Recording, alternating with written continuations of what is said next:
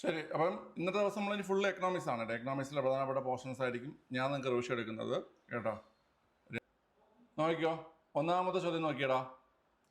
നികുതി, പൊതുചെലവ് എന്നിവയുമായി ബന്ധപ്പെട്ട് സമ്പദ് വ്യവസ്ഥയിൽ സ്ഥിരത കൈവരിക്കുന്നതിനായുള്ള ഗവൺമെൻറ് നയം അറിയപ്പെടുന്നത് ഏതാ പിള്ളേരെ?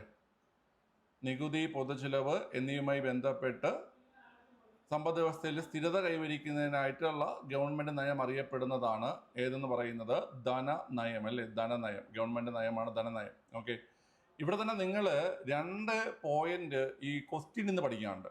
2 പോയിന്റ്, അതായത് ധനനയം എന്തുമായി ബന്ധപ്പെട്ടതെന്ന് ചോദിച്ചു കഴിഞ്ഞാൽ നികുതി, പൊതുചെലവ്, കടം വാങ്ങൽ. എടാ, നികുതി, പൊതുചെലവ് ഒരു വാക്കോടെ വന്നിട്ടില്ല. കടം വാങ്ങൽ, എടാ, കടം വാങ്ങൽ, നികുതി, പൊതുചെലവ്, അതുപോലെ തന്നെ കടം വാങ്ങൽ ഇതുമായി ബന്ധപ്പെട്ട നയമാണ് എന്ന് പറയുന്നത്. നികുതി, അതുപോലെ പൊതുചെലവ്, കടം വാങ്ങൽ ഇതുമായി ബന്ധപ്പെട്ട നയത്തെയാണ് നമ്മൾ ധനനയം എന്ന് പറയുന്നത്. ഇനി അടുത്ത് ധനനയത്തിന്റെ ലക്ഷ്യം ഇവിടെ പറയുന്നുണ്ട്. ധനനയത്തിന്റെ ലക്ഷ്യം നമുക്കിവിടെ കാണാൻ കഴിയും. എന്താണ് പിള്ളേരെ? സമ്പദ് വ്യവസ്ഥയിൽ സ്ഥിരത കൈവരിക്കുക അല്ലെ? സമ്പദ് വ്യവസ്ഥയുടെ സ്ഥിരത കൈവരിക്കുക. അപ്പൊ അതിനുള്ള നയമാണ് എന്ന് പറയുന്ന കുട്ടികളെ, സമ്പദ് വ്യവസ്ഥയിൽ സ്ഥിരത കൈവരിക്കുക, അതുമായി ബന്ധപ്പെട്ട നയമാണ് എന്ന് പറയുന്നത് ധനനയം എന്ന് പറയുന്നത്. ഓക്കെ, അപ്പൊ ധനനയം എന്തുമായി ബന്ധപ്പെട്ടത്? ധനനയത്തിന് ഇംഗ്ലീഷ് എന്താ? ധനനയത്തിന് ഇംഗ്ലീഷ് എന്താണ്? ധനനയത്തിന്റെ ഇംഗ്ലീഷാണ് ഫിസ്ക്കൽ പോളിസി അല്ലെ? ഫിസ്ക്കൽ പോളിസി എന്ന് പറയും. ധനനയത്തിന്റെ ഇംഗ്ലീഷാണ് ഫിസ്ക്കൽ പോളിസി. അപ്പൊ ധനനയം എന്തുമായി ബന്ധപ്പെട്ടിരിക്കുന്നു? നികുതി, പൊതുചെലവ്, കടം വാങ്ങൽ എന്നിവയുമായി ബന്ധപ്പെട്ടിരിക്കുന്നു അല്ലേ? ഓക്കെ, പിന്നെ നമ്മൾ പറഞ്ഞു ലക്ഷ്യം എന്താണ്? സമ്പദ് വ്യവസ്ഥയിൽ സ്ഥിരത കൈവരിക്കുക. ഓക്കെ, അപ്പൊ ധനനയം മുന്നോട്ട് വെക്കുന്നത് ആര് എന്നത് നിങ്ങൾ ആരെ പറയും? ധനനയം മുന്നോട്ട് വെക്കുന്നത് ആര് എന്നിട്ട് നമ്മൾ പറയേണ്ടത് ഗവൺമെന്റ് ആണ് അല്ലെ? ഗവൺമെന്റ് ആണ് ധനനയം മുന്നോട്ട് വെക്കുന്നത്. ഗവൺമെന്റ് ആണ് ധനനയം മുന്നോട്ട് വെക്കുന്നത്, സെൻട്രൽ ഗവൺമെന്റ്. ഓക്കെ, നമ്മുടെ പണനയം അല്ലെങ്കിൽ മോണിറ്ററി പോളിസി മുന്നോട്ട് വയ്ക്കുന്ന ആരാണ്? പണനയം അല്ലെങ്കിൽ മോണിറ്ററി പോളിസി മുന്നോട്ട് വയ്ക്കുന്നത് റിസർവ് ബാങ്ക് ആണ് അല്ലേ? റിസർവ് ബാങ്ക് ആണ്. പണനയം അല്ലെങ്കിൽ മോണിറ്ററി പോളിസി മുന്നോട്ട് വയ്ക്കുന്ന റിസർവ് ബാങ്കും ധനനയം അല്ലെങ്കിൽ ഫിസ്ക്കൽ പോളിസി മുന്നോട്ട് വയ്ക്കുന്നത് ഗവൺമെന്റ് ആണ്. അത് പഠിക്കാൻ എളുപ്പമാണ്. നമ്മൾ പണം എടുക്കാൻ അല്ലെങ്കിൽ പണം അടയ്ക്കാൻ നമ്മൾ ബാങ്കിൽ പോകുന്നു. നമ്മൾ ഒരിക്കലും പറയോ നമ്മൾ ധനം എടുക്കാൻ ബാങ്കിൽ പോകുന്നു, ധനം അടയ്ക്കാൻ ബാങ്കിൽ പോകുന്നു നമ്മൾ പറയത്തില്ല. പണം എടുക്കാൻ ബാങ്കിൽ പോകുന്നു അല്ലെ? പണം എടുക്കാൻ. ഓക്കെ, അപ്പം പണനയം റിസർവ് ബാങ്കും ധനനയം ഗവൺമെന്റുമാണ്. ഓക്കെ അല്ലേ? ഈ ഗവൺമെന്റ് ധനനയം മുന്നോട്ട് വെക്കുന്നത് എന്തിലൂടെയാണ്? ധനനയം മുന്നോട്ട് വെക്കുന്നത് എന്തിലൂടെയാണ് പിള്ളേരെ?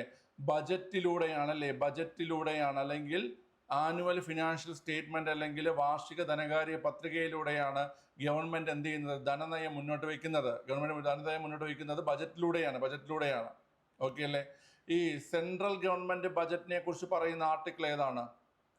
കേന്ദ്ര ബജറ്റിനെ കുറിച്ച് പറയുന്ന ആർട്ടിക്കിൾ 112.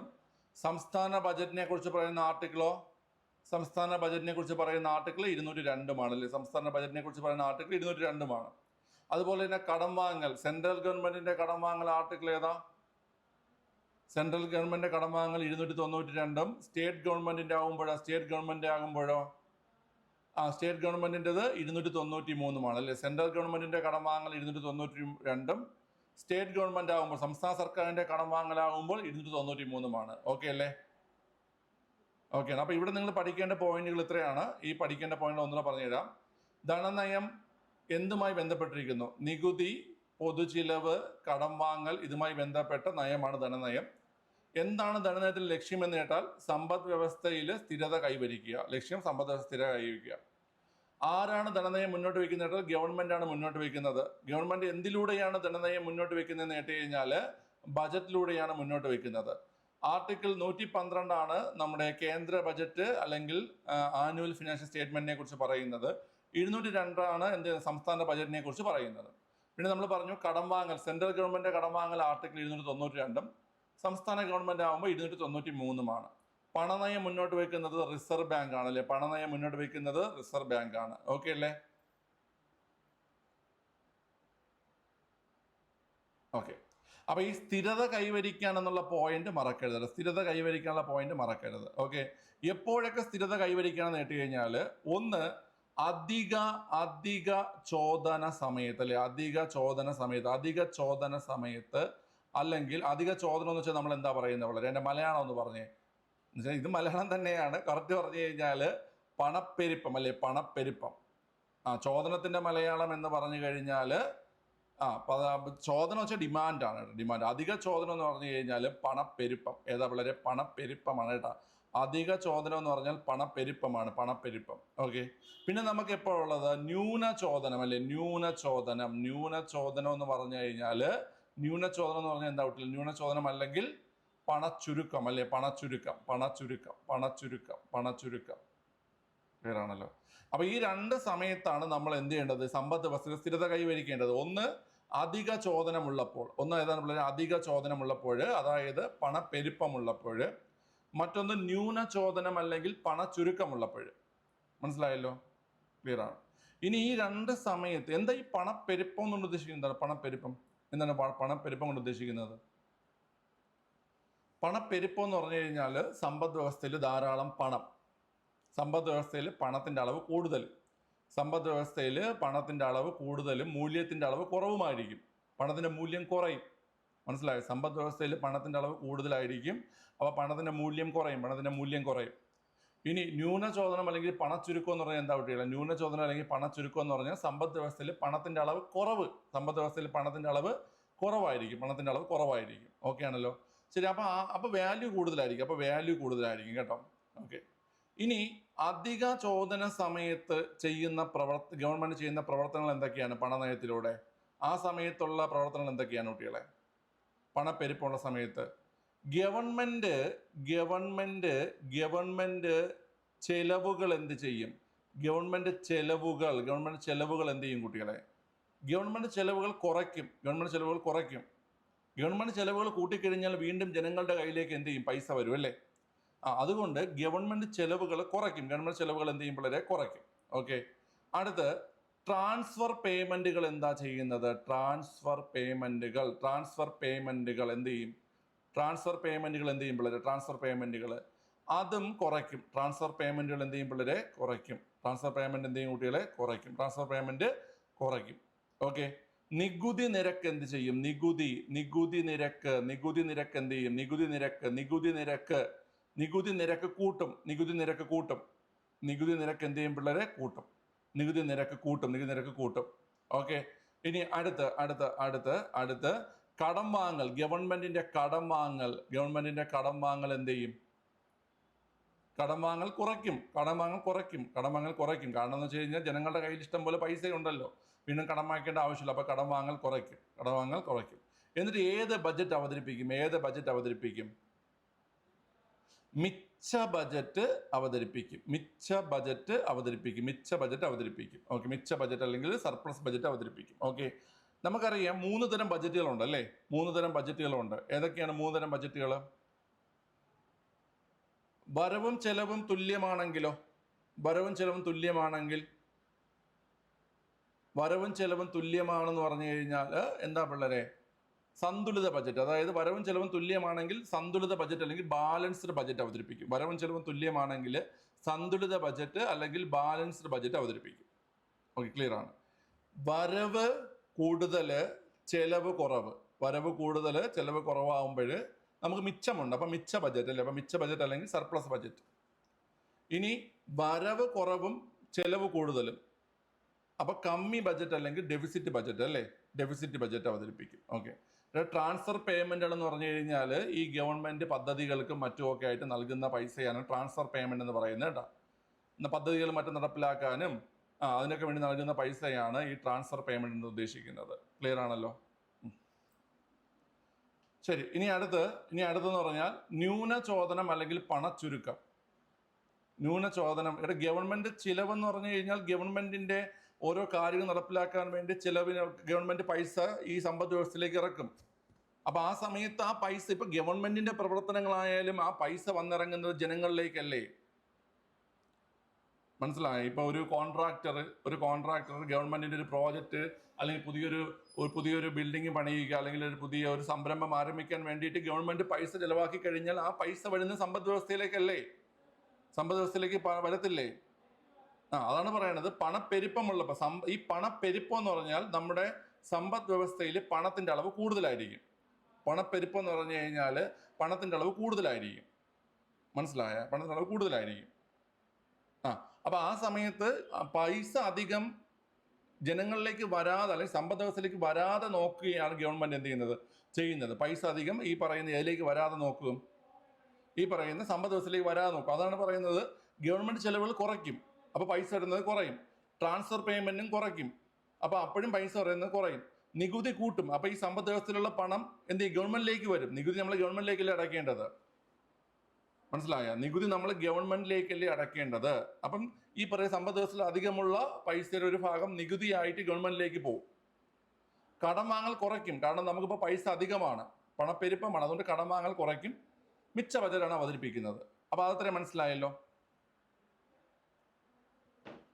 മനസ്സിലായി? ഓക്കെ. ഇനി അടുത്ത് നിങ്ങൾ ഇത് പറഞ്ഞ ന്യൂനചോദനം. ചെലവ് കുറയ്ക്കുന്നത് എങ്ങനെയെന്നിട്ട് അതിലേ പറഞ്ഞത് ഇപ്പൊ ഈ പറയുന്ന പുതിയ പ്രവർത്തനങ്ങൾ ആരംഭിക്കത്തില്ല. പുതിയ പ്രവർത്തനങ്ങളോ പുതിയ നിർമ്മാണങ്ങളോ പുതിയ പ്രോജക്റ്റുകളോ ഗവൺമെന്റ് ആരംഭിക്കത്തില്ല. മനസ്സിലായ? പുതിയ നിർമ്മാണങ്ങളോ പുതിയ പ്രവർത്തനങ്ങളോ അല്ലെങ്കിൽ പുതിയ പ്രോജക്റ്റുകളോ അതൊന്നും ഗവൺമെന്റ് ആരംഭിക്കത്തില്ല പണപ്പെരുപ്പമുള്ള സമയത്ത്. ഓക്കെ. നിങ്ങൾ ഈ ഒരു സാധനം കുറച്ച് സിമ്പിളായിട്ട് ചിന്തിക്കണം. മനസ്സിലായില്ലേ? സിമ്പിളായിട്ട് എന്ന് വെച്ചാൽ നമ്മൾ അങ്ങ് കോംപ്ലിക്കേറ്റഡ് ആയിട്ട് ചിന്തിച്ചാൽ നമുക്ക് മനസ്സിലാവില്ല. സിമ്പിളായിട്ട് ചിന്തിക്കണം. സമ്പദ് വ്യവസ്ഥയിൽ പണം കൂടുതലാണ്. അപ്പോൾ എന്തൊക്കെയാണ് ഗവൺമെന്റ് ചെയ്യുന്നത്? ചെലവുകൾ കുറയ്ക്കും.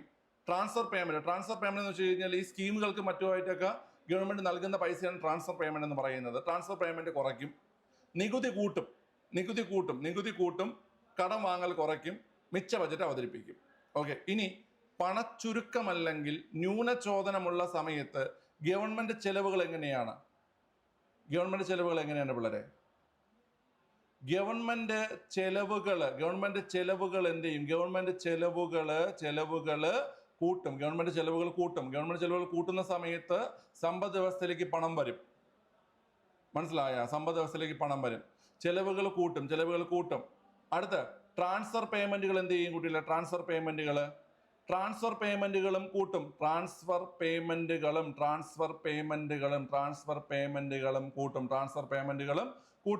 പേയ്മെന്റുകളും കൂട്ടും. ഓക്കെ.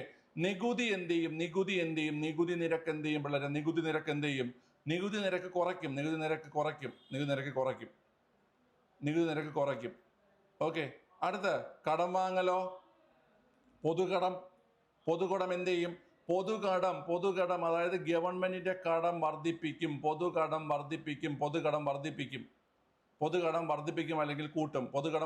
അല്ലെങ്കിൽ കൂട്ടും. അടുത്ത് അഞ്ചാമതായിട്ട് ഏത് ബജറ്റ് കുട്ടികളെ? ഏത് ബജറ്റ് അവതരിപ്പിക്കും? കമ്മി ബജറ്റ് അവതരിപ്പിക്കും. ഓക്കെ, ക്ലിയർ ആണ്? അപ്പൊ അത്രയും കാര്യങ്ങളാണ് ഇവിടെ പറഞ്ഞത്. അപ്പം രണ്ടും, അതായത് പണപ്പെരുപ്പ സമയത്തും അതുപോലെ തന്നെ പണച്ചുരുക്ക സമയത്തുമുള്ള ഈ പണനയം എങ്ങനെയാണെന്ന് മനസ്സിലായോ നിങ്ങൾക്ക്? പണപ്പെരുപ്പ സമയത്തും പണച്ചുരുക്ക സമയത്തും മനസ്സിലായോ എല്ലാവർക്കും? ഓക്കെ. ഒന്നുകൂടെ പറയണോ?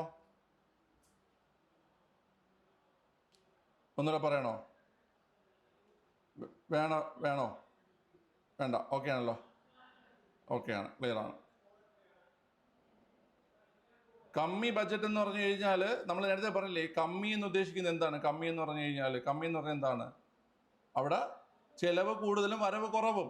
അപ്പൊ അതിന്റെ ബജറ്റ് വരവ് കുറവാണ് കേട്ടോ. അപ്പൊ ചെലവ് കൂടുതലും വരവ് കുറവുമാണ്. കൊലക്കെടുത്തിട്ട് വാ. അപ്പൊ കമ്മി ബജറ്റ് കേട്ടോ. ചെലവ് കൂടുതലാകുമ്പോഴേ നമുക്ക് കയ്യിൽ കമ്മിയാവണത്, പൈസ കമ്മി നമ്മൾ പറയത്തില്ലടാ. അത്രേ ഉള്ളൂ. ഇനി നിങ്ങൾ മനസ്സിലാക്കേണ്ട ഒരു കാര്യം കൂടെ ഉണ്ട്. ഇത് നിങ്ങൾ വരുന്ന ചോദ്യമാണ്. അതായത് ഈ നമ്മുടെ ഈ ധനനയത്തെ എത്രയായി തരംതിരിക്കും പിള്ളേർ? ധനനയത്തെ രണ്ടായി തരംതിരിക്കും. രണ്ടായിട്ട്. ഒന്നെന്ന് പറഞ്ഞാൽ ഏതാണ്? ഒന്ന് ഏതാണ് പിള്ളേരെ? ഒന്ന് ഏതാണ്? 2023 ഒന്ന് ഏതാണ്? ഒന്നാമത്തേന്ന് പറഞ്ഞു കഴിഞ്ഞാൽ ഓട്ടോമാറ്റിക് സ്റ്റെബിലൈസറുകൾ കേട്ടോ. ഓട്ടോമാറ്റിക് സ്റ്റെബിലൈസറുകൾ കേട്ടോ. ഓട്ടോമാറ്റിക് സ്റ്റെബിലൈസറും മറ്റൊന്നെന്ന് പറഞ്ഞാൽ ഏതാണ് കുട്ടികളെ? വിവേചനപരമായിട്ടുള്ള ധനനയം. വിവേചനപരമായിട്ടുള്ള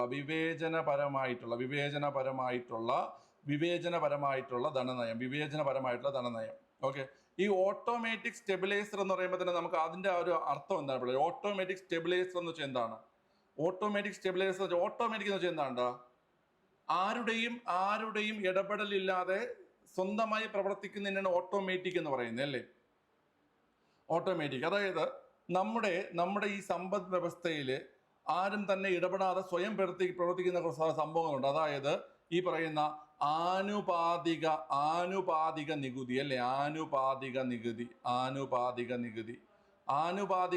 എന്ന് പറഞ്ഞാൽ ഈ വരവിനും ചെലവിനും ആനുപാതികമായിട്ടുണ്ടാവുന്നതാണ് ആനുപാതിക നികുതി എന്ന് പറയുന്നത്. മനസ്സിലായല്ലേ? ഇപ്പൊ തന്നെ ഉദാഹരണം നമ്മൾ നോക്കുകയാണെങ്കിൽ ഈ പറയുന്ന നമ്മുടെ ഈ ഇതുണ്ടല്ലോടാ, ഇൻകം ടാക്സ് അല്ലെങ്കിൽ കോർപ്പറേറ്റ് ടാക്സ്. അത് നിങ്ങൾ ആലോചിച്ച് നോക്കിയേ. വരവ് കൂടുമ്പോൾ ഇൻകം ടാക്സ് കൂടും അല്ലേ? വരവ് കൂടുമ്പോൾ ഇൻകം ടാക്സ് കൂടും. വരവ് കുറയുമ്പോൾ ഇൻകം ടാക്സ് കുറയും. അത് ഓട്ടോമാറ്റിക് സംഭവിക്കുന്ന കാര്യമല്ലേ? വരവ് കൂടുമ്പോൾ ഇൻകം ടാക്സ് കൂടുകയും വരവ് കുറയുന്ന സമയത്ത് ഇൻകം ടാക്സ് കുറയുകയും ചെയ്യും. അതുപോലെ തന്നെ നിങ്ങൾ ആലോചിച്ച് നോക്കിയാൽ നമ്മുടെ ഈ കോർപ്പറേറ്റ് നികുതി, അതായത് കോർപ്പറേറ്റ് സ്ഥാപനങ്ങളുടെ ലാഭത്തിൽ നിന്നുള്ള നികുതിയല്ലേ? ലാഭം കൂടുമ്പോൾ ഓട്ടോമാറ്റിക്കായിട്ട് നികുതി കൂടും. മനസ്സിലായി? ലാഭം കൂടുമ്പോൾ ഓട്ടോമാറ്റിക്കായിട്ട് നികുതി കൂടും. ലാഭം കുറയുമ്പോൾ ഓട്ടോമാറ്റിക്കായിട്ട് നികുതി എന്ത് ചെയ്യും? കുറയും. അപ്പൊ ആനുപാതിക നികുതി ഒരു ഓട്ടോമാറ്റിക് സ്റ്റെബിലൈസർ ആണ് അല്ലേ? ഓട്ടോമാറ്റിക് സ്റ്റെബിലൈസർ ആണ്. ഓക്കെ. പിന്നെ നിങ്ങൾ ഒരെണ്ണം കൂടെ പഠിച്ചു വെക്കുക പിള്ളേരെ. ഈ തൊഴിലില്ലായ്മ വേതനം ഏതാണ് പിള്ളേരെ? തൊഴിലില്ലായ്മ വേതനം കേട്ടോ. തൊഴിലില്ലായ്മ വേതനവും എന്താണ് വീട്ടിലെ? തൊഴിലില്ലായ്മ വേതനവും എന്താണ്? ഓട്ടോമാറ്റിക് സ്റ്റെബിലൈസർ ആണ്. തൊഴിലില്ലായ്മ വേതനവും ഓട്ടോമാറ്റിക് സ്റ്റെബിലൈസർ ആണ്. അത് എങ്ങനെയെന്ന് ഇട്ട് കഴിഞ്ഞാല് തൊഴിലില്ലായ്മയുടെ അളവ് കൂടുന്ന സമയത്ത് തൊഴിലില്ലായ്മ വേതനവും കൂടുതൽ നൽകണ്ടേ? വേണം. തൊഴിലില്ലായ്മ വേതനം എന്ന് പറയുമ്പോൾ തൊഴിലില്ലായ്മ കൂടുമ്പോൾ തൊഴിലില്ലായ്മ വേതനവും കൂടുതലായിട്ട് നൽകണം. തൊഴിലില്ലായ്മ കുറയുമ്പോൾ വേതനം കുറച്ച് നൽകണം. അപ്പൊ ഈ രണ്ട് കാര്യങ്ങൾ, അതായത് ധനനയത്തെ നമ്മൾ രണ്ടായിട്ട് ക്ലാസിഫിക്കേഷൻ ചെയ്യുന്നു. ഒന്ന് ഓട്ടോമാറ്റിക് സ്റ്റെബിലൈസർ, മറ്റൊന്ന് വിവേചനപരമായിട്ടുള്ള ധനനയം. മനസ്സിലായ? ഡിസ്ക്രിഷണറി ഫിസ്ക്കൽ പോളിസി എന്ന് പറയും. Discretionary fiscal policy. അപ്പൊ നിങ്ങൾ മനസ്സിലാക്കേണ്ട ഒരു കാര്യം എന്ന് വെച്ച് കഴിഞ്ഞാൽ ഈ ആനുപാതിക നികുതി, തൊഴിലില്ലായ്മ വേതനം, ഇതൊക്കെ ഓട്ടോമാറ്റിക് സ്റ്റെബിലൈസറുകളാണ്. ആനുപാതിക നികുതി, തൊഴിലില്ലായ്മ വേതനമൊക്കെ എന്താണ് കുട്ടികളെ? ഓട്ടോമാറ്റിക് സ്റ്റെബിലൈസറുകളാണ്. ഇനി വിവേചനപരമായിട്ടുള്ള ധനനയം എന്ന് വെച്ച് കഴിഞ്ഞാൽ ഗവൺമെന്റ് ബോധപൂർവം ചെയ്യുന്ന കാര്യങ്ങൾ. മനസ്സിലായ? ഗവൺമെന്റ് ബോധപൂർവം ചെയ്യുന്ന കാര്യങ്ങൾ. നമ്മളിപ്പോൾ മുകളിൽ പറയുന്ന കാര്യം നോക്കിയാൽ മതി. ഗവൺമെന്റ് ചെലവുകൾ കൂട്ടുകയും കുറയ്ക്കുകയും ഒക്കെ ഗവൺമെന്റ് എന്താണ് ചെയ്യുന്നത്? ബോധപൂർവം ചെയ്യുന്ന കാര്യങ്ങളാണ് അല്ലേ? ട്രാൻസ്ഫർ പേയ്മെന്റിന്റെ കാര്യമായാലും ശരി തന്നെ, നികുതി നിരക്കിൽ വരുന്ന മാറ്റങ്ങളായാലും ശരി തന്നെ, കടം വാങ്ങൽ കൂട്ടുകയും കുറയ്ക്കുകയും ഒക്കെ ചെയ്യുന്നതെല്ലാം ബോധപൂർവം ചെയ്യുന്ന കാര്യങ്ങളാണ് അല്ലേ? അപ്പൊ വിവേചനപരമായ ധനനയം എന്ന് വെച്ച് കഴിഞ്ഞാൽ ഗവൺമെന്റ് നടപ്പിലാക്കുന്ന ബോധപൂർവമായ ഇടപെടലുകൾ. സമ്പദ് വ്യവസ്ഥയിൽ ഗവൺമെന്റ് നടപ്പിലാക്കുന്ന ബോധപൂർവമായ ഇടപെടലിനെയാണ് വിവേചനപരമായിട്ടുള്ള ധനനയം എന്ന് പറയുന്നത്. സമ്പദ് വ്യവസ്ഥയിൽ സ്വയം പ്രവർത്തിക്കുന്ന നയങ്ങളാണ് ഓട്ടോമാറ്റിക് സ്റ്റെബിലൈസറുകൾ. അതിന് ഉദാഹരണം പഠിച്ചു വെക്കുക: ആനുപാതിക നികുതിയും തൊഴിലില്ലായ്മ വേതനവും.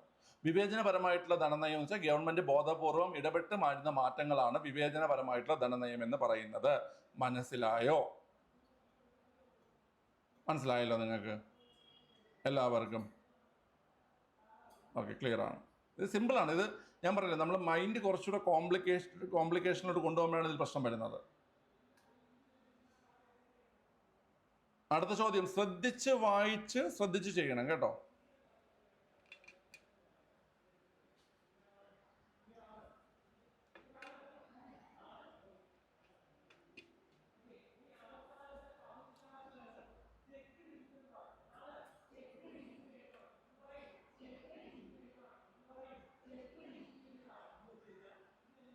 ഉത്തരം കിട്ടിയൊരു കമന്റ്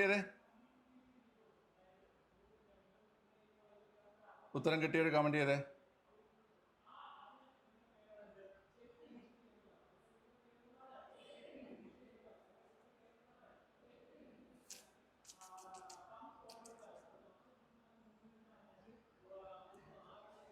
ഇറക്കുമതി ചുങ്കനിരക്ക് കുറച്ചു കൊണ്ടുവരിക എന്ന ലക്ഷ്യം ഏത് പരിഷ്കാരവുമായി ബന്ധപ്പെട്ടിരിക്കുന്നു എന്നതാണ് ചോദ്യം. ഇറക്കുമതി ചുങ്കനിരക്ക്, ഇറക്കുമതി ചുങ്കം നികുതി, ഇറക്കുമതി നികുതി നിരക്ക് കുറച്ച് കൊണ്ടുവരിക എന്ന ലക്ഷ്യം ഏത് പരിഷ്കാരവുമായി ബന്ധപ്പെട്ടിരിക്കുന്നു എന്നതാണ് ചോദ്യം. ഓക്കെ പിള്ളേരെ, ഇവിടെ ആൻസർ ഓപ്ഷൻ സി ആണ്, വ്യാപാര നിക്ഷേപ നയ പരിഷ്കാരങ്ങൾ. വ്യാപാര നിക്ഷേപ നയ പരിഷ്കാരങ്ങൾ. ഓക്കെ, ഞാനൊരു കാര്യം പറഞ്ഞുതരാം. അതായത് നമ്മുടെ ഉദാരവൽക്കരണവുമായി ബന്ധപ്പെട്ടിട്ടുള്ള കുറച്ച് പരിഷ്കാരങ്ങളുണ്ട്. ഉദാരവൽക്കരണവുമായി ബന്ധപ്പെട്ട കുറച്ച് പരിഷ്കാരങ്ങളുണ്ട്. ഓക്കെ, ഞാൻ അതിൻ്റെ PDF നിങ്ങൾക്ക് ഷെയർ ചെയ്ത് തരാം. അതിൻ്റെ PDF നിങ്ങൾ ആ പരിഷ്കാരങ്ങളൊന്ന് വായിച്ച് നോക്ക് കേട്ടോ. നിങ്ങളത് വായിച്ച് നോക്കിയിട്ട് ഞാനത് പറഞ്ഞുതരാം. അതിന് കുറച്ചുകൂടെ എളുപ്പം. മനസ്സിലായോ? നമ്മളെ ഈ +1 SCERT ആ ഒരു ഭാഗമുണ്ട്. ഓക്കെ, ആ PDF ഞാൻ ഷെയർ ചെയ്ത് തരാം. നിങ്ങളൊന്ന് അത് വായിച്ച് നോക്ക്, എന്നിട്ട് ഞാനത് പറഞ്ഞുതരാം. ഓക്കെ അല്ലേ? ഓക്കെ, ക്ലിയർ ആണ്. അടുത്ത ചോദ്യം ചെയ്തേടാ.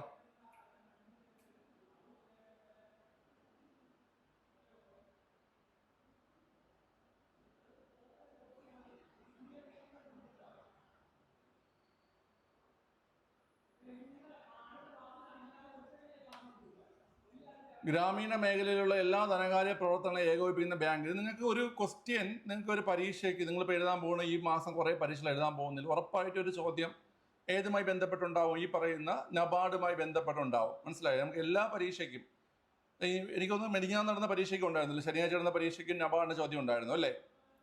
ആ നബാർഡ് ചോദ്യം ഉണ്ടായിരുന്നു. ഓക്കെ, അപ്പം നബാർഡ് ഒരു ഇമ്പോർട്ടൻറ്റ് ടോപ്പിക്കാണ് നബാർഡ്. ഓക്കെ, നബാർഡ് നമുക്കൊന്ന് സംസാരിക്കാം. നബാർഡിനെ കുറിച്ച് നമുക്ക് സംസാരിക്കാം. നബാർഡിനെ കുറിച്ച് നിങ്ങൾക്ക് അറിയാമെന്നുള്ളതൊക്കെ പറഞ്ഞു.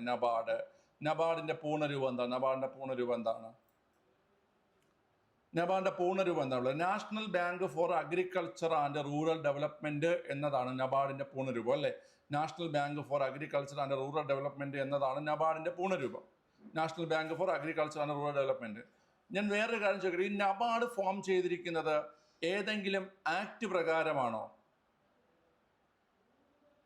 നബാർഡ് ഫോം ചെയ്തിരിക്കുന്നത് ഏതെങ്കിലും ആക്ട് പ്രകാരമാണോ?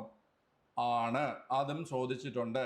1981 നബാർഡ് ആക്ട് പ്രകാരം, 1981 നബാർഡ് ആക്ട് പ്രകാരം, 1981 നബാർഡ് ആക്ട് പ്രകാരമാണ് നബാർഡ് രൂപം കൊണ്ടിരിക്കുന്നത്. 1981 നബാർഡ് ആക്ട് പ്രകാരമാണ് നബാർഡ് രൂപം കൊണ്ടിരിക്കുന്നത്. എടാ, RBI ഫോം ചെയ്തിരിക്കുന്നത്, RBI ഫോം ചെയ്തിരിക്കുന്നത് ഏതെങ്കിലും ആക്ട് പ്രകാരമാണോ? RBI ആണ്. 1934 RBI ആക്ട് പ്രകാരം, 1934 reserve bank of India act പ്രകാരമാണ് RBI ഫോം ചെയ്തിരിക്കുന്നത്. 1934 മനസ്സിലായില്ലേ? അതുപോലെ നബാർഡ് ഫോം ചെയ്തിരിക്കുന്നത് 1981 നബാർഡ് ആക്ട് പ്രകാരമാണ്. നബാർഡ് ആക്ട് പ്രകാരമാണ്. Okay, banking regulation act, banking regulation act ഏത് വർഷമാണ് കുട്ടികളെ? നമ്മൾ ചോദിക്കുന്നുണ്ട്. ബാങ്കിങ് റെഗുലേഷൻ ആക്ട് ഏത് വർഷമാണ്? 1949. ബാങ്കിങ് റെഗുലേഷൻ ആക്ട് 1949 ഓർത്തിരിക്കുക. ബാങ്കിങ് റെഗുലേഷൻ ആക്ട് 1949 ഓർത്തിരിക്കുക. ഓക്കെ, ഇനി അടുത്ത് നബാർഡ്. 1981 നബാർഡ് ആക്ട് പ്രകാരമാണ്, 1981 നബാർഡ് ആക്ട് പ്രകാരമാണ് നബാർഡ് ഫോം ചെയ്തിരിക്കുന്നത്. എപ്പോഴാണ് നബാർഡ് ഫോം ചെയ്തത്? 1982 ജൂലൈ മാസം 12 അല്ലേ? 1982 ജൂലൈ മാസം 12 നബാർഡ് ഫോം ചെയ്തത്. നബാർഡ് ഫോം ചെയ്യാൻ കാരണമായിട്ടുള്ള കമ്മിറ്റി ഏതാണ്? നബാർഡ് ഫോം ചെയ്യാൻ കാരണമായിട്ടുള്ള കമ്മിറ്റിയാണ് ശിവരാമൻ കമ്മിറ്റി അല്ലേ? ശിവരാമൻ കമ്മിറ്റി. ശിവരാമൻ കമ്മിറ്റിയുടെ ശുപാർശ പ്രകാരമാണ്, ശിവരാമൻ കമ്മിറ്റിയുടെ ശുപാർശ പ്രകാരമാണ് നബാർഡ് ഫോം ചെയ്തിരിക്കുന്നത്. നബാർഡ് ഫോം ചെയ്തിരിക്കുന്നത് ശിവരാമൻ കമ്മിറ്റിയുടെ ശുപാർശ പ്രകാരമാണ്. ശിവരാമൻ കമ്മിറ്റിയുടെ ശുപാർശ പ്രകാരമാണ് നബാർഡ് എന്ത് ചെയ്തിട്ടുള്ള കുട്ടികളെ ഫോം ചെയ്തിരിക്കുന്നത്. നബാർഡിൻ്റെ ആസ്ഥാനം എവിടെയാണ്? ആസ്ഥാനം മുംബൈയിലാണ്. ആസ്ഥാനം മുംബൈയിലാണ്. ആസ്ഥാനം മുംബൈയിലാണ്. കേരളത്തിൽ ആസ്ഥാനം എവിടെയാണ്? കേരളത്തിൽ ആസ്ഥാനം, നബാർഡിൻ്റെ കേരളത്തിൽ ആസ്ഥാനം തിരുവനന്തപുരമാണ്. നബാർഡിൻ്റെ കേരളത്തിൽ ആസ്ഥാനം എവിടെയാണ്? തിരുവനന്തപുരമാണ്. നബാർഡിൻ്റെ കേരളത്തിൽ ആസ്ഥാനം തിരുവനന്തപുരമാണ്. നബാർഡിൻ്റെ കേരളത്തിൽ ആസ്ഥാനം തിരുവനന്തപുരമാണ്. ഓക്കെ അല്ലേ? നബാർഡിൻ്റെ ഇപ്പോഴത്തെ ചെയർമാൻ ആരാണ്? നബാർഡ് ഇപ്പോഴത്തെ ചെയർമാൻ മലയാളിയാണ്, KV ഷാജിയാണ്. KV ഷാജിയാണ് നബാർഡിൻ്റെ ഇപ്പോഴത്തെ ചെയർമാൻ ആയിരുന്നത്. KV ഷാജിയാണ്. നബാർഡിൻ്റെ ഇപ്പോഴത്തെ ചെയർമാൻ KV ഷാജിയാണ് കേട്ടോ. ഓക്കെ, ഇനി അടുത്ത് 1-2 വിശേഷണങ്ങൾ പഠിച്ചോണം കേട്ടോ. പാവപ്പെട്ടവന്റെ ബാങ്ക് എന്നറിയപ്പെടുന്നത്, പാവപ്പെട്ടവന്റെ ബാങ്ക് എന്നറിയപ്പെടുന്നത് ഏതാണ് കുട്ടികളെ? പാവപ്പെട്ടവന്റെ ബാങ്ക് എന്നറിയപ്പെടുന്നത് നബാർഡാണ്. പാവപ്പെട്ടവന്റെ ബാങ്ക് എന്നറിയപ്പെടുന്നത് നബാർഡാണ്. ചെറുകിട വായ്പകളുടെ സംരക്ഷകൻ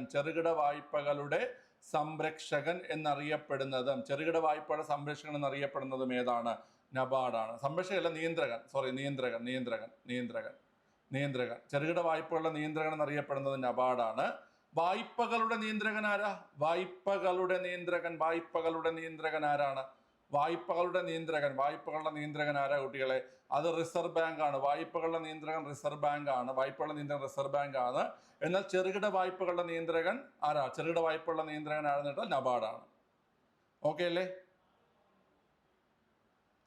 ഓക്കെ. ഈ ആട് ഷാജി പാപ്പണെന്നൊക്കെ ഓർത്ത് വെച്ചാൽ മതി കേട്ടോ. ആട് ഷാജി പാപ്പണെന്നൊക്കെ ഓർത്ത് വെച്ചിരുന്നാൽ മതി. ആട് സിനിമ ഉണ്ട്. ആട് ഒരു ഭീകരജീവിയാണ്. നിങ്ങൾക്ക് അതിൽ ഏറ്റവും ഇഷ്ടപ്പെട്ട കഥാപാത്രം ഏതാണ്? ആട് സിനിമയിൽ ഇഷ്ടപ്പെട്ട കഥാപാത്രം ഏതാണ്? ഷാജി പാപ്പനാണ്? അബൂനെയാണ് ഇഷ്ടം?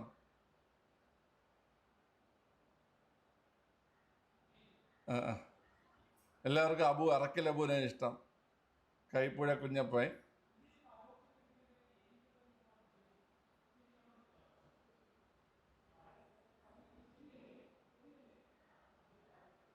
സാത്താൻ സേവിയർ,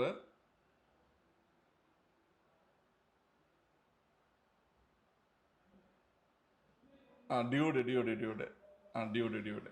ഡ്യൂഡ് എൻ്റെ ഫേവറേറ്റ് ഡ്യൂഡാണ്. ഡ്യൂഡാണ്. ഓക്കെ. അവൻ്റെ ആ ഒരു ഇംഗ്ലീഷും മലയാളം കൂടെ ഇങ്ങനെ മാറി മാറി പറയത്തില്ലേ?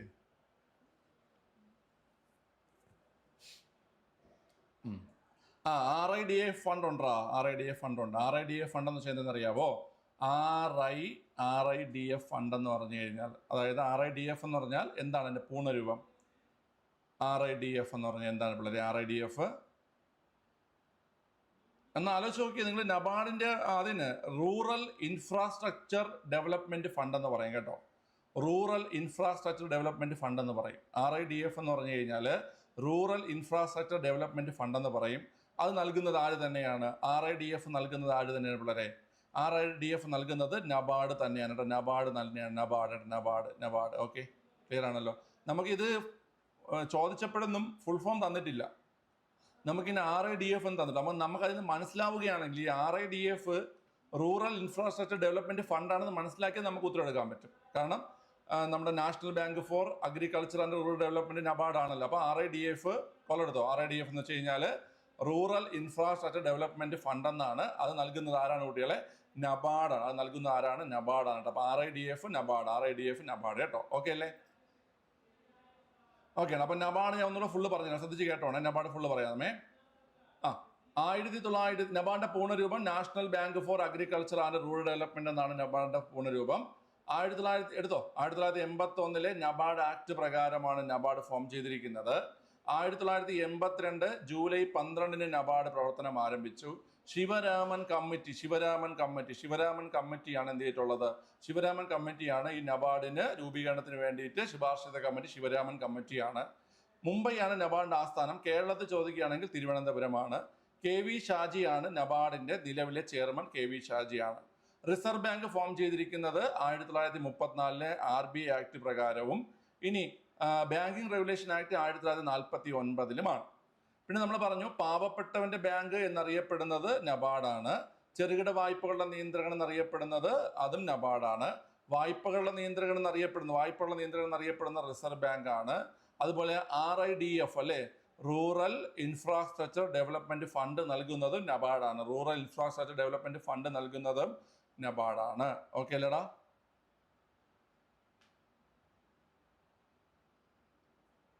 ഓക്കെ ആണ്, ക്ലിയർ ആണ്.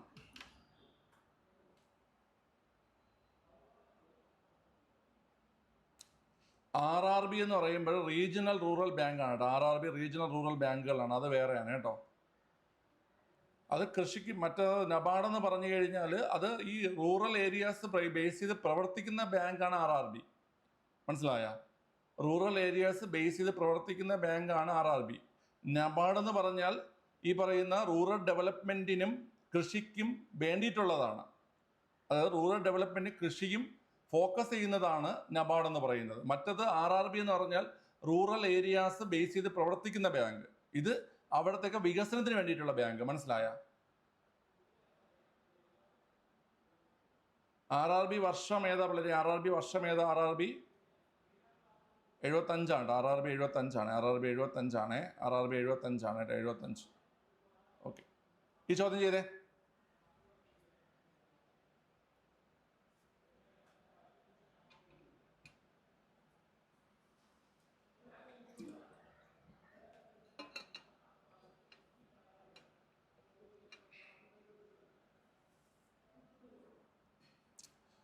നീതി ആയോഗിന്റെ സാമ്പത്തിക ആരോഗ്യ സൂചിക 2025 പ്രകാരം മുന്നിൽ നിൽക്കുന്ന സംസ്ഥാനം ഏതെന്നാണ് ചോദ്യം. നീതി ആയോഗിന്റെ സാമ്പത്തിക സൂചിക പ്രകാരം 2025 പ്രകാരം ക്ലാസ് 12:45 വൈൻഡപ്പ് ചെയ്യും. 12:45 വൈൻഡപ്പ് ചെയ്തിട്ട് ഒന്നുകിൽ ഉച്ചയ്ക്ക് ശേഷം 1 മണിക്കൂറൂടെ ഉണ്ടാവും, അല്ലെങ്കിൽ വൈകുന്നേരം ആയിരിക്കും, അതായത് ഒരു 5 മണിക്കായിരിക്കും. 5 to 6 1 മണിക്കൂർ ഉണ്ടാവും. പിന്നെ രാത്രി ഇന്ന് 2 മണിക്കൂറുടെ ഇനി ക്ലാസ് ഉണ്ട്, എൻ്റെ ക്ലാസ് നിങ്ങൾക്ക്. ഓക്കെ, ഒന്നുകിൽ ഉച്ചയ്ക്ക് ശേഷം 3 മണി സമയത്തായിരിക്കും, അല്ലെങ്കിൽ 5 മണിക്ക്. ടൈം ഇപ്പോഴേ പറയണം, 5 മണിക്കായിരിക്കും കേട്ടാ. പിന്നെ അല്ലെങ്കിൽ രാത്രി കേട്ടോ, രാത്രി. ഓക്കെ, ഇനി 2 മണിക്കൂർ. ഇന്ന് ഇതിന് എക്കണോമിക്സിന്റെ റിവിഷനാണ്, 2 മണിക്കൂറും കൂടെ ഉണ്ടാവും കേട്ടോ. ബാക്കി ക്വസ്റ്റ്യൻസ് നമുക്ക് തീർക്കേണ്ടതുണ്ട്. ഇതിപ്പം ഒരു സ്റ്റേജ് നമ്മളിപ്പം ഞാൻ പറയട്ടെ, കോൺസ്റ്റിറ്റ്യൂഷൻ നമ്മൾ ചെയ്തു, അത് കംപ്ലീറ്റ് ആയിട്ടില്ല, ഒരു ഘട്ടം കഴിഞ്ഞതേ ഉള്ളൂ. മനസ്സിലായ? IT ആയിട്ട് നമ്മൾ ചെയ്തു, അതും ഒരു ഘട്ടം കഴിഞ്ഞതേ ഉള്ളൂ. വിവരാവകാശം ചെയ്തു, ഒരു ഘട്ടം കഴിഞ്ഞതേ ഉള്ളൂ. പോക്സോ ചെയ്തു, ഒരു ഘട്ടം കഴിയും. എക്കണോമിക്സ് ഇന്ന് നമ്മൾ ചെയ്യുമ്പോൾ ഒരു ഘട്ടം കഴിയത്തേ ഉള്ളൂ. മനസ്സിലായ? ഓക്കെ, സെക്കൻഡ് സ്റ്റേജ് വരും ഇതിൻ്റെ. അപ്പം നിങ്ങൾ ഈ തരുന്ന റിവിഷൻ നന്നായിട്ട് യൂസ് ചെയ്യുക, നോട്ട് നന്നായിട്ട് പഠിക്കുക, അതോടൊപ്പം സമയം കിട്ടുമ്പോൾ ബാക്കി എക്സ്ട്രാ കാര്യങ്ങൾ പഠിക്കുക. മനസ്സിലായോ?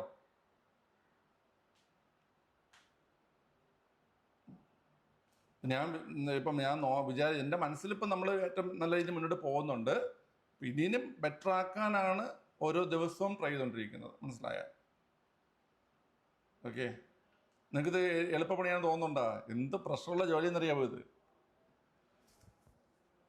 സീരിയസ് ആയിട്ടും ഭയങ്കര പ്രഷറുള്ള ജോലിയാണ്. കാരണം വെച്ച് കഴിഞ്ഞാൽ ഇങ്ങനെ ആലോചിക്കണം എന്ന് വെച്ച് കഴിഞ്ഞാൽ അടുത്തിനി അവർക്ക് ഒരു ക്വസ്റ്റ്യൻ പേപ്പറിൽ ഒരു പുതിയ ക്വസ്റ്റ്യൻ കാണുമ്പോൾ ടെൻഷനാണ്. മനസ്സിലായില്ലേ? ഒരു ക്വസ്റ്റ്യൻ പേപ്പറിൽ പുതിയ ക്വസ്റ്റ്യൻ കാണുമ്പം ഇനി ഇത് നമ്മൾ കണ്ടുപിടിക്കണം, അത് നമ്മൾ പഠിപ്പിക്കണം. മനസ്സിലായില്ലേ?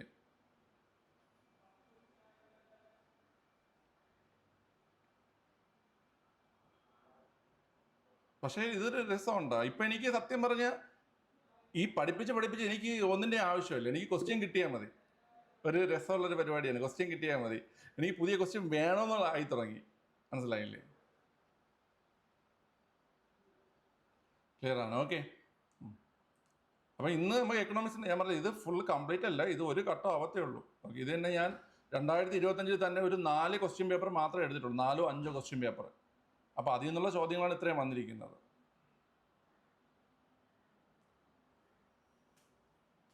യൂട്യൂബ് ക്ലാസ് എൻ്റെ കൂടെ നിങ്ങൾ പഠിക്കുക. അതായത് കമ്പൈൻ സ്റ്റഡിയിൽ നിങ്ങൾ കണ്ടിട്ടുള്ളത്.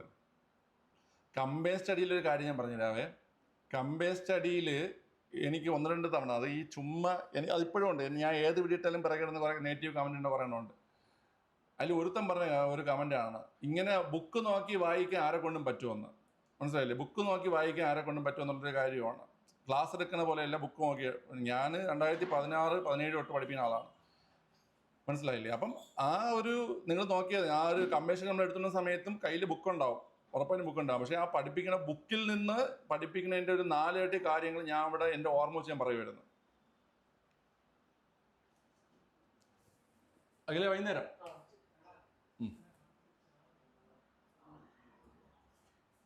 ക്ലിയർ ആണ്. എടാ, ഞാൻ വീണ്ടും പറയണം, നിങ്ങൾ ഈ ഡിഗ്രി ലെവലൊക്കെ ഫോക്കസ് ചെയ്യുന്ന ആൾക്കാർ, ഡിഗ്രി ലെവലൊക്കെ നന്നായിട്ട് ഇനിയിപ്പോൾ അടുത്ത മറ്റേ കമ്പനി ബോർഡിനൊക്കെ നിങ്ങൾ തയ്യാറെടുക്കുന്ന ആൾക്കാരുണ്ടെങ്കിൽ നിങ്ങൾക്കതിൽ ഞാൻ യൂണിവേഴ്സിറ്റി അസിസ്റ്റൻ്റ് എന്നൊരു പ്ലേലിസ്റ്റ് ഉണ്ട്. അത് ഇപ്പോഴും ആ ഒരു പ്ലേലിസ്റ്റിൽ ഇപ്പം നടക്കുന്ന ഡിഗ്രി പരീക്ഷകൾക്ക് പോലും മെയിൻസ് ആയാലും ഫിലിംസ് ആയാലും ശരി തന്നെ അതിൽ നമ്മൾ ചെയ്തിട്ടുള്ള ആ കമ്പൈൻ സ്റ്റഡി കണ്ടന്റുകൾ വൈകുന്നേരം 7 മണി. ഓക്കെ, അതിൽ ചെയ്തിട്ടുള്ള കമ്പൈൻ സ്റ്റഡി കണ്ടന്റുകൾ നിങ്ങൾക്ക് ഇപ്പോഴും അത് യൂസ്ഫുൾ ആണ്. കാരണം ഈ +1 +2 ഓൾമോസ്റ്റ് എല്ലാം കവർ ചെയ്തിട്ടുണ്ട്. മനസ്സിലായില്ല? +1 +2 ഓൾമോസ്റ്റ് എല്ലാ പോർഷനും അതിൽ നമ്മൾ കവർ ചെയ്തിട്ടുണ്ട്. നിങ്ങൾക്ക് ഇനിയിപ്പോൾ ഈ പരീക്ഷയെ കഴിയുന്ന സമയത്ത് നിങ്ങൾ ഡിഗ്രി ലെവലിൽ ഫോക്കസ് ചെയ്യുന്ന ആൾക്കാർ അത് നിങ്ങളൊരു നിങ്ങളുടെ പഠനത്തിന് ഒരു 30% അത് യൂസ് ചെയ്യും. യൂണിവേഴ്സിറ്റി അസിസ്റ്റന്റ് എന്ന് പറഞ്ഞിട്ടൊരു പ്ലേലിസ്റ്റ് കിടപ്പുണ്ട്. മനസ്സിലായില്ലേ? അതിൽ നീ കയറിക്കോണേ ബ്രേക്കിംഗ്. യൂണിവേഴ്സിറ്റി അസിസ്റ്റന്റ് എന്നുള്ള പ്ലേലിസ്റ്റ്. അപ്പോൾ അത് നിങ്ങൾക്ക് യൂസ്ഫുൾ ആവും കേട്ടോ. ഓക്കെ, ശരി. ഈ ഒരു ക്വസ്റ്റ്യൻ എൻ്റെ ആൻസർ എന്താ പിള്ളേരെ?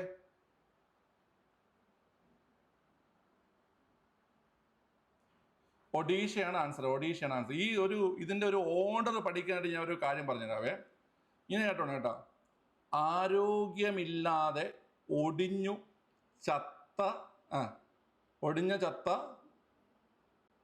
ഒരാൾ എന്ന് വിചാരിക്കുക. ഒടിഞ്ഞു ചത്ത ഒരാളെ നമ്മൾ, അല്ലെങ്കിൽ ചത്ത ഗോപാലൻ എന്ന് ഓർത്താലും മതി. ആരോഗ്യമില്ലാതെ ഒടിഞ്ഞു ചത്ത ഗോപാലനെ നമ്മൾ വാരിയെടുത്ത് എവിടെ ഇട്ടു? ജാറിലിട്ടു. അതിൻ്റെ ഒരു ഓർഡറാണ് കേട്ടോ, ഓർഡർ. മനസ്സിലായി? അതായത് 1ാം സ്ഥാനത്ത് ഒഡീഷയും 2ാം സ്ഥാനത്ത് ഛത്തീസ്ഗഡും 3ാം സ്ഥാനത്ത് ഗോവയും 4ാം സ്ഥാനത്ത് ജാർഖണ്ഡുമാണ്. നമുക്കിപ്പോൾ ആരോഗ്യ സൂചിക അല്ലെങ്കിൽ ഇങ്ങനത്തെ സൂചികൾ ചോദിക്കുന്ന സമയത്ത് നമുക്കിപ്പം 1ാം സ്ഥാനം മാത്രമല്ല ചോദിക്കുന്നത് അല്ലേ? 1ാം സ്ഥാനം മാത്രമല്ല ചോദിക്കുന്നത്. നമുക്കിങ്ങനെ എന്ത് ചെയ്യും പിള്ളേരെ? ഈ പറയുന്ന നമ്മൾ ബാക്കിയുള്ള പൊസിഷൻസും ചോദിക്കും അല്ലേ? ബാക്കിയുള്ള പൊസിഷൻസ് ചോദിക്കും. ഓക്കെ, ക്ലിയർ ആണല്ലോ? അപ്പം 1ാം സ്ഥാനത്ത് ഒഡീഷയാണ്. അപ്പം ആരോഗ്യമില്ലാതെ ഒടിഞ്ഞു ചത്ത ഗോപാലനെ നമ്മൾ വാരി ജാറിനകത്തിട്ട് നിർത്താൽ മതി കേട്ടാ. ഗോപാലനെ വാരി ജാറിനകത്തിട്ട് നിർത്താം കേട്ടോ. അപ്പം ഒഡീഷ, ഛത്തീസ്ഗഡ്, ഗോവ, അതുപോലെ ജാർഖണ്ഡ് കേട്ടോ, ജാർഖണ്ഡ്. ഓക്കെ അല്ലേ?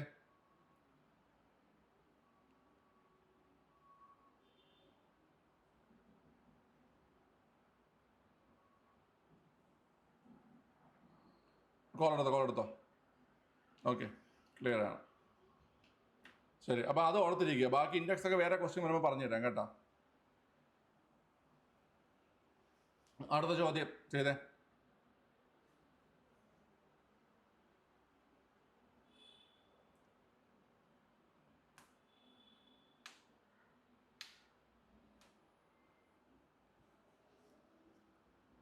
താഴെ കൊടുത്തിരിക്കുന്നവയിൽ ഇന്ത്യൻ പഞ്ചവത്സര പദ്ധതികളുമായി ബന്ധപ്പെട്ട് ശരിയല്ലാത്ത പ്രസ്താവന. 1ാം പഞ്ചവത്സര പദ്ധതിയുടെ കാലയളവ് 51-56 ശരിയല്ലേ? 51-56 അല്ലേ? 51-56 കാലയളവ്. ഹരിത വിപ്ലവത്തിന് തുടക്കം കുറിച്ചത് 3ാം പഞ്ചവത്സര പദ്ധതി കാലത്താണ്. ഹരിത വിപ്ലവം 3ാം പഞ്ചവത്സര പദ്ധതി ശരിയാണ്. ഇന്ത്യയിൽ റോളിംഗ് പ്ലാൻ നടപ്പിലാക്കിയത് 1968-70 കാലയളവിലാണ്. അല്ല, റോളിംഗ് പ്ലാൻ നടപ്പിലാക്കിയത് എപ്പോഴാണ്? റോളിംഗ് പ്ലാൻ നടപ്പിലാക്കിയത് 1978-80 കാലയളവിലാണ് അല്ലേ? 78-80 കാലയളവിലാണ് റോളിംഗ് പ്ലാൻ നടപ്പിലാക്കിയത്. 11ാം പഞ്ചവത്സര പദ്ധതിയുടെ കാലയളവ് 2007-2012 ആണ്. 11ാം പഞ്ചവത്സര പദ്ധതി 2007-2012. അത് ശരിയാണ്, ക്ലിയറാണ്. ഈ റോളിംഗ് പ്ലാൻ സത്യത്തിൽ നമുക്കറിയാം ജനതാ ഗവൺമെന്റ് ആണ് റോളിംഗ് പ്ലാൻ ആരംഭിക്കുന്നത് അല്ലേ? ജനതാ ഗവൺമെന്റ് റോളിംഗ് പ്ലാൻ ആരംഭിക്കുന്നത് മൊറാർജി ദേശായി. അത് ലക്ഷ്യം വെച്ചിരുന്നത് 78-80 ആയിരുന്നോ? 78-80 ആയിരുന്നോ ലക്ഷ്യം വെച്ചിരുന്നത്? ആയിരുന്നോ പിള്ളേരെ? നമ്മൾ റോളിംഗ് പ്ലാൻ എന്ന് വിളിക്കുമ്പോൾ നമ്മൾ 78-80 നമ്മൾ പഠിക്കാറുണ്ട്. 78-80 നമ്മൾ പഠിക്കാറുണ്ട്. ഓക്കെ, അല്ല 78-80 അല്ല അവർ ലക്ഷ്യം വെച്ചിരുന്നത്. അവർ ലക്ഷ്യം വെച്ചിരുന്നത് 78-83 ആണ്. 78-83 5 വർഷം ലക്ഷ്യം വെച്ചിരുന്നത് റോളിംഗ് പ്ലാൻ എന്ന പേരിൽ. മനസ്സിലായ? പിന്നെ എന്തുകൊണ്ട് അത് 80 സ്റ്റോപ്പായി? അത് എന്തുകൊണ്ട് 80 സ്റ്റോപ്പായി പിള്ളേർ? എന്തുകൊണ്ട് 80 സ്റ്റോപ്പായി? 80 സ്റ്റോപ്പായി നേട്ടാ 80 വീണ്ടും ഇന്ദിരാഗാന്ധി ഗവൺമെന്റ് വരികയും ആ പദ്ധതി സ്റ്റോപ്പ് ചെയ്തു. ആ പദ്ധതി സ്റ്റോപ്പ് ചെയ്യുകയും ചെയ്തു. മനസ്സിലായ? അതുകൊണ്ടാണ് എന്ത് ചെയ്തത്? പുതിയ പദ്ധതിയായിട്ട് 80 മുതൽ സ്റ്റാർട്ട് ചെയ്തത്. ഓക്കെ, ക്ലിയർ ആണല്ലോ? ശരി, അപ്പം ഞാനിനി ഇപ്പം ഈ ഒരു ക്വസ്റ്റ്യനിൽ നമുക്കിപ്പോൾ പറഞ്ഞിരിക്കുന്നത് പല പദ്ധതികളുടെയും കാലയളവാണ്, പഞ്ചവത്സര പദ്ധതിയുടെ കാലയളവാണ് പറഞ്ഞിരിക്കുന്നത്. ഓക്കെ, നമ്മളിവിടെ 12 പഞ്ചവത്സര പദ്ധതിയുടെ കാലയളവ് മാത്രം ഇപ്പോൾ പഠിക്കാൻ പോവുകയാണ്. ഉച്ചയ്ക്ക് ശേഷമുള്ള റിവിഷനിൽ ഈ പദ്ധതിയുടെ ലക്ഷ്യവും വരുന്നുണ്ട്. മനസ്സിലായല്ലോ? ഇപ്പം നമ്മൾ 12 പദ്ധതിയുടെ കാലയളവ് മാത്രം പറഞ്ഞു പോകാൻ, ഇടയ്ക്കുള്ളതും പറഞ്ഞു പോകും. നിങ്ങൾക്ക് അറിയാവുന്നത് തന്നെയാണ്, കട്ടാക്കി നിൽക്കുക. ഉച്ചയ്ക്ക് ശേഷം നമ്മൾ അതിൻ്റെ ലക്ഷ്യത്തിൻ്റെ ചോദ്യം വരുമ്പോൾ ലക്ഷ്യം പഠിക്കും. ഓക്കെ, ക്ലിയർ ആണ്. തുടങ്ങിക്കൂടാ. ഒന്നാം പഞ്ചവത്സര പദ്ധതിയുടെ കാലയളവ് പറഞ്ഞു. ഒന്നാം പഞ്ചവത്സര പദ്ധതിയുടെ കാലയളവ് ഒന്നാമത്തെ ഞാൻ പറയുന്ന ആ ഒരു ലോജിക്ക് വെച്ച് പഠിക്കുന്നത് പിള്ളേർ. ഒന്നാമത്തെ കാലയളവ് എന്ന് പറഞ്ഞു കഴിഞ്ഞാൽ 1951 മുതൽ 1956 വരെ, 51 മുതൽ 56 വരെ. രണ്ടാം പഞ്ചവത്സര പദ്ധതിയുടെ കാലയളവോ 56 മുതൽ 61 വരെ, 56 മുതൽ 61 വരെ. മൂന്നാം പഞ്ചവത്സര പദ്ധതിയുടെ കാലയളവോ 61, 66, 61, 66, 61, 66. ഇവിടെ നിങ്ങൾ ശ്രദ്ധിക്കണം. ഇവിടെ നിങ്ങൾ ശ്രദ്ധിക്കേണ്ട കാര്യം, അടുത്ത നാലാം പഞ്ചവത്സര പദ്ധതിയാണ്? അല്ല. അടുത്ത് വരുന്നത് എന്താ പിള്ളേരെ വരുന്നത്? അടുത്ത് വരുന്നത് പ്ലാൻ ഹോളിഡേ. അപ്പം 66 മുതൽ 69 വരെ പ്ലാൻ ഹോളിഡേ. 66 മുതൽ 69 വരെ പ്ലാൻ ഹോളിഡേ. 66 മുതൽ 69 വരെ പ്ലാൻ ഹോളിഡേ. ആരാ നടപ്പിലാക്കിയ പ്ലാൻ ഹോളിഡേ? നടപ്പിലാക്കിയത് ആരാ പിള്ളേരെ? Indira Gandhi. Plan holiday Indira Gandhi. Okay. ഇനി അടുത്ത നാലാം പഞ്ചവത്സര പദ്ധതി എപ്പോഴാണ് ആരംഭിക്കുന്നത്? നാലാം പഞ്ചവത്സര പദ്ധതി 69-74 നാലാം പഞ്ചവത്സര പദ്ധതി. അടുത്ത് അഞ്ചാം പഞ്ചവത്സര പദ്ധതി 74 മുതൽ 78 വരെ. 74 മുതൽ 78 വരെ. അവർ 79 പ്ലാൻ ചെയ്തിരുന്നേ അല്ലേ? 79 പ്ലാൻ ചെയ്തിരുന്നത്. പിന്നെ എന്തുകൊണ്ട് 78 സ്റ്റോപ്പായി? എന്തുകൊണ്ട് 78 സ്റ്റോപ്പായി കുട്ടികളെ? മൊറാർജി ദേശായിയുടെ ഗവൺമെന്റ് എന്ത് ചെയ്തു കുട്ടികളെ? അധികാരത്തിൽ വരികയും ആ ഒരു പദ്ധതിയെ ക്യാൻസൽ ചെയ്യുകയും ചെയ്തു. അതിനുശേഷമാണ് അവർ റോളിംഗ് പ്ലാൻ നടപ്പിലാക്കുന്നത്. റോളിംഗ് പ്ലാന് എപ്പോഴാണ് പിള്ളേരെ? 78-80 എന്താണ് കുട്ടികളെ? റോളിംഗ് പ്ലാൻ അല്ലേ? 78-80 rolling plan. 78-80 rolling plan. Okay, 78-80 rolling plan. അടുത്ത് ആറാം പദ്ധതി എപ്പോഴാ? 80-85 ആറാം പദ്ധതി. 80-85 ആറാം പദ്ധതി. 80-85 ആറാം പദ്ധതി. അടുത്ത് ഏഴാം പദ്ധതി എപ്പോഴാ? 85-90 ഏഴാം പദ്ധതി. 85-90 ഏഴാം പദ്ധതി. 85-90 ഏഴാം പദ്ധതി. ഇനി ശ്രദ്ധിക്കണം, 90-92 അല്ലേ? 90-92 എന്താണ്? 90-92 എന്താണ് കുട്ടികളെ? എടുപ്പോ പനിയാ? വിളിച്ചെല്ലാം പറഞ്ഞ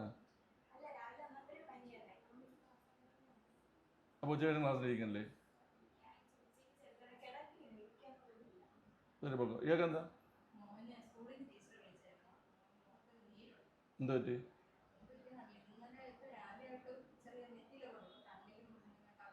സ്കൂളിൽ നിന്ന് വിളിച്ചാ? ശരി പോക്കോ. പിള്ളേരെ 90-92 എന്താണ് പിള്ളേരെ? ആനുവൽ പ്ലാൻസ് ആണ് അല്ലേ? ആനുവൽ പ്ലാൻസ് അല്ലെങ്കിൽ വാർഷിക പദ്ധതിയാണ്. ക്ലിയർ ആണ്. ഇനി അടുത്ത് എട്ടാം പദ്ധതി എപ്പോഴാണ്? എട്ടാം പദ്ധതി 92-97. 92-97.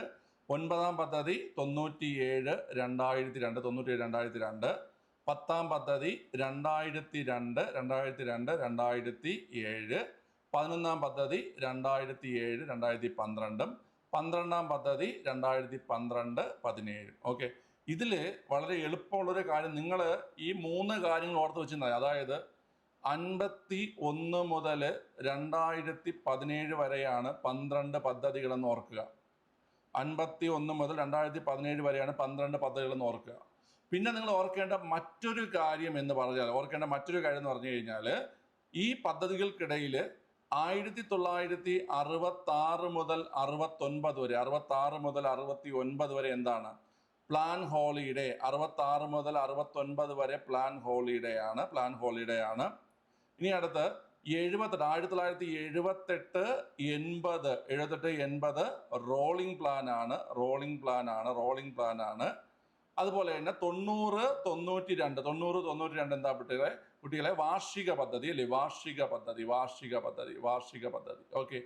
ഈ 3 കാര്യങ്ങൾ മാത്രം നിങ്ങൾ ഓർത്തിരിക്കുക. പിന്നെ 12 പഞ്ചവത്സര പദ്ധതികളുള്ളതിൽ ഒരെണ്ണം മാത്രം കാലാവധി പൂർത്തിയാക്കിയില്ല. അതേതാണ് കാലാവധി പൂർത്തിയാക്കാത്തത്? അഞ്ചാം പഞ്ചവത്സര പദ്ധതി 1974 മുതൽ 78 വരെ കാലാവധി പൂർത്തിയാക്കിയില്ല. ഓക്കെ. ബാക്കി നമ്മൾ ഈ ഒരു ലോജിക്കലി ആലോചിച്ച് വെച്ചാൽ മതി. അതായത് 51-56 ഒന്നാം പദ്ധതി, 56 61 രണ്ടാം പദ്ധതി, 61 66 മൂന്നാം പദ്ധതി. അപ്പം നമ്മൾ ആലോചിക്കണം, മൂന്നാം പദ്ധതി കഴിഞ്ഞിട്ട് എന്ത് വരുന്നുണ്ട്? മൂന്നാം പദ്ധതി കഴിഞ്ഞിട്ട് പ്ലാൻ ഹോളിഡേ വരുന്നുണ്ട്. പ്ലാൻ ഹോളിഡേ വരുന്നുണ്ട് അല്ലേ? മൂന്നാം പദ്ധതി കഴിഞ്ഞിട്ട് പ്ലാൻ ഹോളിഡേ വരുന്നുണ്ട്. ആ പ്ലാൻ ഹോളിഡേ 66 മുതൽ 69 വരെ. അതിനുശേഷം വീണ്ടും പോകുന്നുണ്ട് 69 74 നാലാം പദ്ധതി, 74 78 കാരണം അഞ്ചാം പദ്ധതി കംപ്ലീറ്റ് ആയില്ല, 74 78 അഞ്ചാം പദ്ധതി. പിന്നെ അതിനുശേഷം റോളിംഗ് പ്ലാൻ വരുന്നുണ്ട് 78 80 റോളിംഗ് പ്ലാൻ. പിന്നെ 80 85 ആറാം പദ്ധതി, 85 90 ഏഴാം പദ്ധതി, 85 90 ഏഴാം പദ്ധതി. പിന്നെ 90 92 ആനുവൽ പ്ലാൻ വരുന്നുണ്ട്. പിന്നെ അതിനുശേഷം വേറെ ഒന്നും വരുന്നില്ല, 5 വർഷം വെച്ച് പോകുന്നുണ്ട്. 92 97 97 2002 2002 2007 2007 2012 12 17. അപ്പൊ ഈ ഇടയ്ക്കുള്ള ഈ 3 കാര്യങ്ങളൊന്ന് ഓർത്ത് വെച്ചിരുന്നാൽ മതി നിങ്ങൾ. ഇടയ്ക്കുള്ള 3 കാര്യങ്ങളും പിന്നെ അഞ്ചാം പദ്ധതി പൂർത്തീകരിച്ചില്ല എന്നുള്ളത് ഓർത്ത് വെച്ചിരുന്നാൽ മതി നിങ്ങൾ. ഓക്കെ അല്ലേ? പ്ലാൻ ഹോളിഡേ നടപ്പിലാക്കാൻ കാരണം എന്ന് വെച്ചാൽ നമുക്കറിയാം 65 ഏത് യുദ്ധം നടന്നു? 65 ഇന്ത്യ പാകിസ്ഥാൻ യുദ്ധം നടന്നു അല്ലേ? ഇന്ത്യ പാകിസ്ഥാൻ 65 ഇന്ത്യ പാകിസ്ഥാൻ യുദ്ധം നടന്നു. 66 ഇന്ത്യ പാകിസ്ഥാൻ യുദ്ധ സമയത്ത് പ്രധാനമന്ത്രിയായിരുന്ന ലാൽ ബഹദൂർ ശാസ്ത്രി അന്തരിക്കുകയും ചെയ്തു അല്ലേ? അപ്പൊ അതിനുശേഷം അധികാരത്തിൽ വന്നു? ലാൽ ബഹദൂർ ശാസ്ത്രിക്ക് ശേഷം അധികാരത്തിൽ വന്നത് ആരാണ് കുട്ടികളെ? മൂന്നാമത്തെ പ്രധാനമന്ത്രിയായിട്ട് അധികാരത്തിൽ വന്നത് ആരാണ്? ഇന്ദിരാഗാന്ധിയാണല്ലേ? ഇന്ദിരാഗാന്ധിയാണ് അധികാരത്തിൽ വന്നത്. അപ്പൊ ഇന്ദിരാഗാന്ധി അധികാരത്തിൽ വരുന്ന സമയത്ത് ഈ യുദ്ധമൊക്കെ കഴിഞ്ഞിട്ട് ഇന്ത്യ ഒരു സാമ്പത്തിക തകർച്ചയുടെ വക്കിലുള്ള ഒരു സമയമാണ്. അപ്പൊ നമുക്ക് ഇനി എന്ത് ചെയ്യാൻ പറ്റത്തില്ല, ഇപ്പോൾ ഉടനെ ഒരു പഞ്ചവത്സര പദ്ധതിക്ക് രൂപം നൽകാൻ കഴിയില്ല എന്നുള്ള ആശയം വെച്ചിട്ടാണ് 3 വർഷം എന്ത് ചെയ്തത്? പ്ലാൻ ഹോളിഡേ നടപ്പിലാക്കിയത്. മനസ്സിലായോ? 3 വർഷം പ്ലാൻ ഹോളിഡേ നടപ്പിലാക്കിയിട്ട് 69 മുതൽ പുതിയ പദ്ധതി എന്ത് ചെയ്തത്? ആരംഭിച്ചത്. മനസ്സിലായ? അപ്പൊ ഈ 12 പദ്ധതി നിങ്ങൾക്ക് ഓർക്കാൻ പറ്റുമല്ലോ കുട്ടികളെ? ഓർക്കാൻ പറ്റുമല്ലോ? ആനുവൽ പ്ലാൻ ഇത്രയേ ഉള്ളൂ. അതായത് ഈ 5 വർഷത്തേക്ക് ഒരു വിഷയത്തിന് ലക്ഷ്യം കൊടുത്ത് നമുക്ക് നടപ്പിലാക്കുന്നതിന് പഞ്ചവത്സര പദ്ധതി എന്ന് പറയുന്നത്. നമുക്ക് ഇതേ കാര്യം തന്നെയാണ് നമ്മൾ പഠിക്കുന്നുണ്ട്. ഈ 91 നമ്മൾ എന്തുകൊണ്ടാണ് പുത്തൻ സാമ്പത്തിക പരിഷ്കാരങ്ങളിലേക്ക് പോയത് നമ്മൾ പഠിക്കുന്നുണ്ട് അല്ലേ? എന്തുകൊണ്ടാണ് നമ്മൾ പോയത്? ആ സമയത്ത് ഇന്ത്യൻ സമ്പദ് വ്യവസ്ഥ നേരിട്ട പ്രശ്നങ്ങൾ കാരണമാണല്ലേ? ആ സമയത്ത് ഇന്ത്യൻ സമ്പദ് വ്യവസ്ഥ നേരിട്ട പ്രശ്നങ്ങൾ കാരണം തന്നെയാണ് 2 വർഷം 90 മുതൽ 92 വരെയുള്ള 2 വർഷം പഞ്ചവത്സര പദ്ധതി മാറ്റി നിർത്തി വാർഷിക പദ്ധതികൾക്ക് പ്രാധാന്യം കൊടുത്തത്. മനസ്സിലായില്ല? ഇന്ത്യൻ സമ്പദ് വ്യവസ്ഥ നേരിട്ട പ്രശ്നങ്ങൾ കാരണം, സാമ്പത്തിക പ്രശ്നങ്ങൾ കാരണമാണ് 90 92 കാലഘട്ടത്തിൽ വാർഷിക പദ്ധതിക്ക് എന്ത് ചെയ്തത്? പ്രാധാന്യം കൊടുത്തത്. 2 വർഷം വാർഷിക പദ്ധതി നടപ്പിലാക്കിയത്. സോ നിങ്ങൾ മനസ്സിലാക്കേണ്ട ഇത്രയേ ഉള്ളൂ. ഈ 3 കാര്യങ്ങൾ ഓർത്തിരിക്കുക. പ്ലാൻ ഹോളിഡേ എപ്പോഴാണെന്നും റോളിംഗ് പ്ലാൻ എപ്പോഴാണെന്നും വാർഷിക പദ്ധതി എപ്പോഴാണെന്നും. അത് വെച്ചിട്ട് നമുക്ക് 51 മുതൽ 2017 വരെയുള്ള 12 പഞ്ചവത്സര പദ്ധതികളുടെയും കാലഘട്ടം പഠിക്കാൻ പറ്റും. എല്ലാവർക്കും മനസ്സിലായോ കാലഘട്ടം? എല്ലാവരും കാലഘട്ടം സ്വന്തമായിട്ടൊന്ന്, ഇത് പുതുതായിട്ട് പഠിക്കുന്ന ആൾക്കാർ സ്വന്തമായിട്ടൊന്ന് കാലഘട്ടം എഴുതി നോക്കുക. ഉച്ചയ്ക്ക് ശേഷം നമ്മൾ ലക്ഷ്യം പഠിക്കുന്നുണ്ട്, ഓരോ പദ്ധതിയുടെയും പ്രധാന ലക്ഷ്യങ്ങൾ. ഓക്കെ അല്ലേ? ഈ റോളിംഗ് പ്ലാൻ എന്ന ആശയം ആരുടേതാണ് പിള്ളേരെ? റോളിംഗ് പ്ലാൻ എന്ന ആശയം ആരുടേതാണ്? റോളിംഗ് പ്ലാൻ എന്ന ആശയം ഗുന്നാർ മിർഡാൽ ഏട്ടാ, ഗുന്നാർ മിർഡാലിൻ്റെതാണ്. ഗുന്നാർ മിർഡാലിൻ്റെതാണ് റോളിംഗ് പ്ലാൻ എന്ന ആശയം. ഗുന്നാർ മിർഡാൽ. ഇനി നിങ്ങൾ മനസ്സിലാക്കേണ്ട മറ്റൊരു കാര്യം എന്ന് വെച്ച് കഴിഞ്ഞാൽ, ഇദ്ദേഹം ഈ റോളിംഗ് പ്ലാൻ എന്ന ആശയം എഴുതിയിരിക്കുന്ന ഒരു പുസ്തകമുണ്ട്. ഏതാണ്? ഗുന്നാർ മിർഡാൽ റോളിംഗ് പ്ലാൻ എന്ന ആശയം എഴുതിയിരിക്കുന്ന പുസ്തകമാണ് ദ ഏഷ്യൻ ഡ്രാമ എന്ന പുസ്തകത്തിലാണ് ഗുന്നാർ മിർഡാൽ എന്തെഴുതിയിട്ടുള്ള കുട്ടികളെ ഈ പറയുന്ന റോളിംഗ് പ്ലാൻ എന്ന ആശയത്തെക്കുറിച്ച് പരാമർശിക്കുന്നത്. അപ്പോൾ ദ ഏഷ്യൻ ഡ്രാമ എന്ന പുസ്തകം എഴുതിയത് ഗുന്നാർ മിർഡാലാണ്. ദ ഏഷ്യൻ ഡ്രാമ എന്ന പുസ്തകം എഴുതിയത് ആരാ കുട്ടികളെ? ഗുന്നാർ മിർഡാലാണ് കേട്ടോ, ഗുന്നാർ മിർഡാലാണ്. ഓക്കെ അല്ലേ? ഓക്കെ ആണ്. നമുക്ക് 12:45 വൈൻഡപ്പ് ചെയ്യാമേ കേട്ടാ, ഒരു 10 മിനിറ്റും കൂടെ. ഒരുപാട് സമയം ഇരുന്ന് നമുക്ക് വട്ടാവും. അതുകൊണ്ടാണ് നിങ്ങൾക്ക് എക്കണോമിക്സും കൂടെ ഇല്ല, നമുക്ക് 3 പാർട്ടായിട്ട് അങ്ങ് ചെയ്യാം.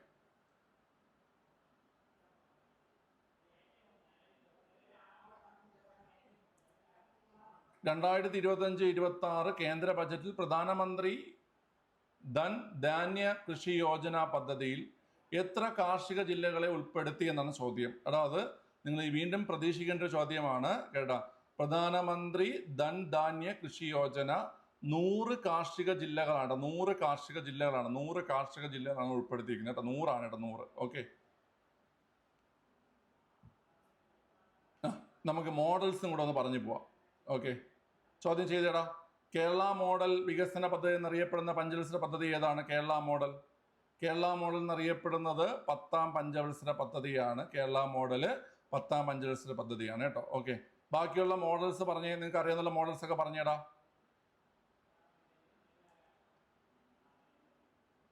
ഹരോൾഡ് ഡോമർ മോഡൽ അല്ലേ? ഹരോൾഡ് ഡോമർ മാതൃക. ഹരോൾഡ് ഡോമർ മാതൃക ഏതാണ്? ഹരോൾഡ് ഡോമർ മാതൃക 1ാം പഞ്ചവത്സര പദ്ധതിയാണ്. മഹലനോബിസ് മാതൃക ഏതാണ് വളരെ? മഹലനോബിസ് മാതൃക 2ാം പഞ്ചവത്സര പദ്ധതിയാണ്.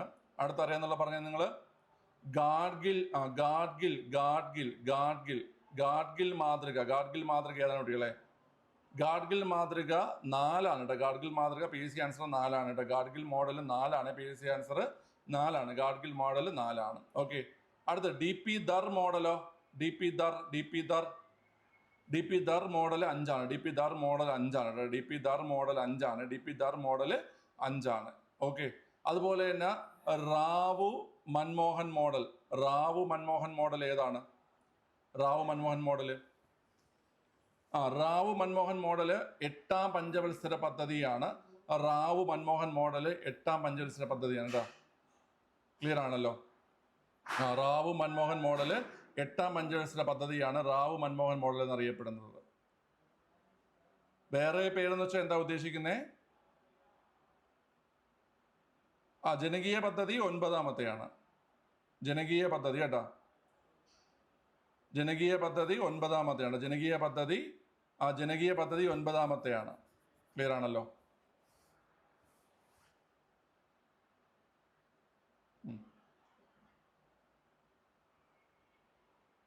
ഓക്കെ, ജനകീയ പദ്ധതി 9ാമത്തെ. ജനകീയ പദ്ധതി എന്നറിയപ്പെടുന്ന 9ാമത്തെ പദ്ധതി. കേരള മോഡൽ എന്നറിയപ്പെടുന്ന ഏതാ കുട്ടികളെ? കേരള മോഡൽ 10ാമത്തെയാണ്. കേരള മോഡൽ 10ാമത്തെയാണ് കേട്ടോ. ഓക്കെ, അപ്പോൾ ഇതൊക്കെയാണ് ഈ മോഡൽ വിശേഷണങ്ങൾ. അതായത് ഇങ്ങനെ ഓർത്തിരിക്കുക: ഹരോൾഡ് ഡോമർ 1ാം പദ്ധതി, മഹലനോബിസ് മോഡൽ 2ാം പദ്ധതി, ഗാഡ്ഗിൽ മോഡൽ 4ാം പദ്ധതി.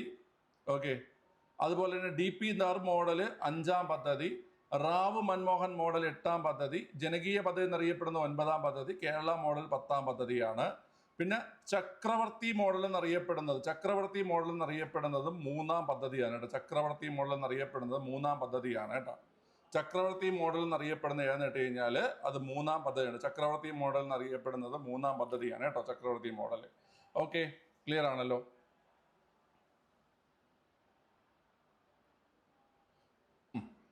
മോഡൽസ് ഓർത്തിരിക്കുക. ഇതിൽ നിങ്ങൾക്ക് സ്ഥിരമായിട്ട് ചോദിക്കുന്നത് ഈ മഹലനോബിസ് മോഡലും അതുപോലെ ഹരോൾഡ് ഡോമർ മാതൃകയുമാണ് നമ്മൾ ചോദിക്കുന്നത്. പിന്നെ ഇപ്പൊ കേരള മോഡൽ ഇപ്പൊ സ്ഥിരമായിട്ട് കണ്ടുവരുന്നുണ്ട്.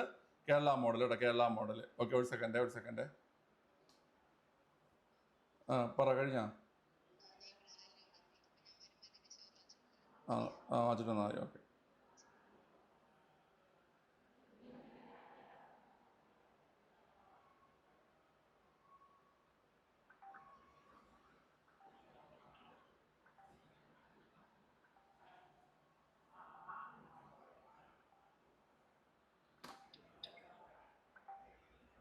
ഇവിടെ സൗണ്ട് എൻ്റെ തന്നെ സൗണ്ട് ആയിട്ടല്ലേ? Okay, sorry. ക്ലിയർ അല്ലേ പിള്ളേരെ? മനസ്സിലായോ?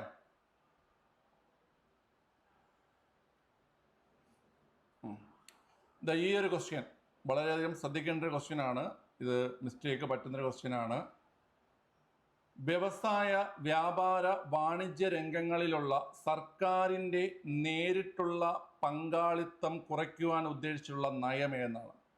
നേരിട്ടുള്ള പങ്കാളിത്തം കുറയ്ക്കുവാൻ ഉദ്ദേശിക്കുന്ന നയം ഏതാ? ആൻസർ പിള്ളേരെ സ്വകാര്യവൽക്കരണമാണ്.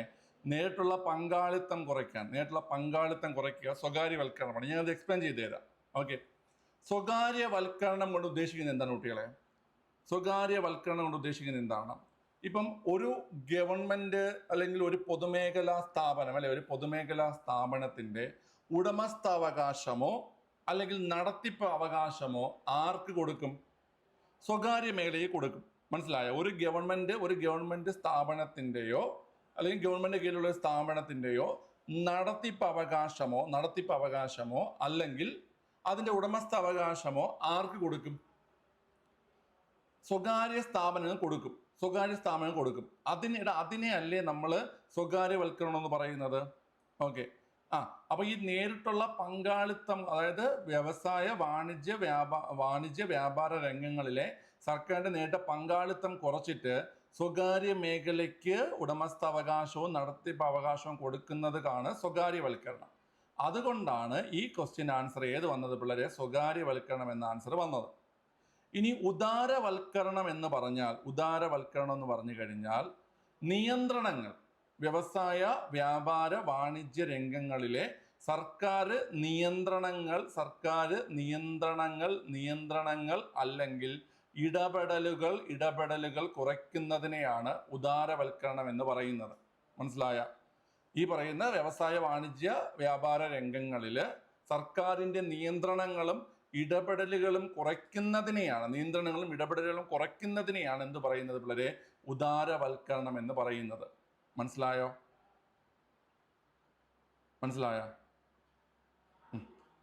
ഇനി ഈ നിയന്ത്രണങ്ങൾ പൂർണ്ണമായും നീക്കം ചെയ്യുന്നതിന് എന്താ പറയുന്നത്? നിയന്ത്രണങ്ങൾ കുറയ്ക്കുന്നതിനെ എന്ത് പറയും പിള്ളേരെ?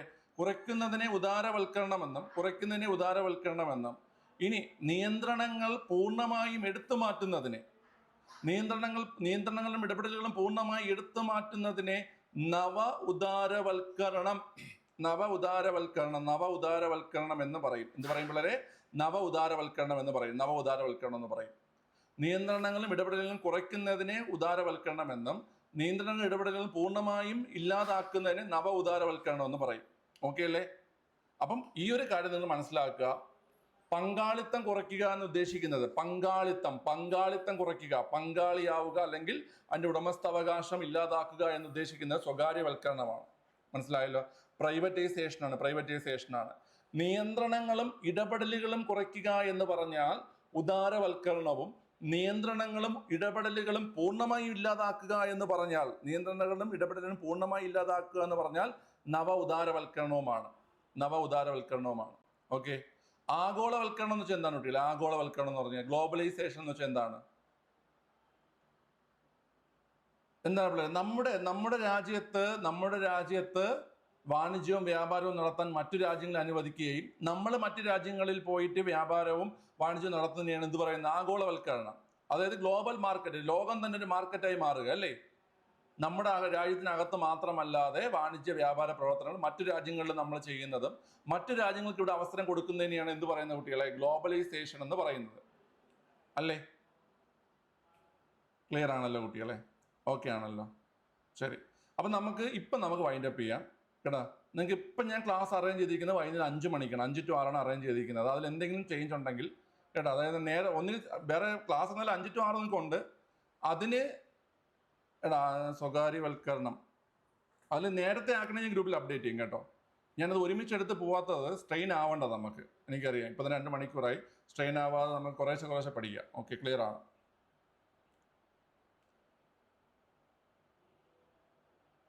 ക്ലിയർ ആണ്? ഓക്കെ, ശരിയാണല്ലോ? പിന്നെ ഞാൻ പറയട്ടെ, ഈ 3 മണിക്കൂർ ഞാൻ പറഞ്ഞുതരാടാ. ഈ 3 മണിക്കൂർ എന്ന് പറയുമ്പോൾ 3 മണിക്കൂർ കൊണ്ട് ചിലപ്പം തീക്കണേ ഉദ്ദേശിക്കുന്നത്. അപ്പം ഞാൻ ഫാസ്റ്റായിട്ട് പോകത്തില്ല, തീർന്നാലേ ഞാൻ തീക്കത്തുള്ളൂ. മനസ്സിലായോ? നമ്മൾ വലിച്ചു വാരി പഠിച്ചിട്ട് കാര്യമില്ല, നമ്മൾ പഠിക്കുന്ന പോർഷൻ ക്ലിയർ ആക്കി പോകണം. ഓക്കെ, ക്ലിയർ ആണ്? ഓക്കെ. സ്വകാര്യവൽക്കരണം എന്ന് വെച്ച് കഴിഞ്ഞാൽ ഇപ്പോൾ ഒരു പൊതുമേഖലാ സ്ഥാപനം അല്ലെങ്കിൽ ഒരു ഗവൺമെന്റ് കീഴിലുള്ള സ്ഥാപനത്തിന്റെ നടത്തിപ്പ് അവകാശമോ അല്ലെങ്കിൽ ഡൗട്ടില്ലാതെ ലെഫ്റ്റ് ആയിക്കോ, നടത്തിപ്പ് അവകാശമോ അല്ലെങ്കിൽ ഉടമസ്ഥാവകാശമോ സ്വകാര്യ മേഖലയ്ക്ക് നൽകുന്നതിനെയാണ് എന്തെന്ന് പറയുന്നത്? സ്വകാര്യവൽക്കരണം എന്ന് പറയുന്നത്.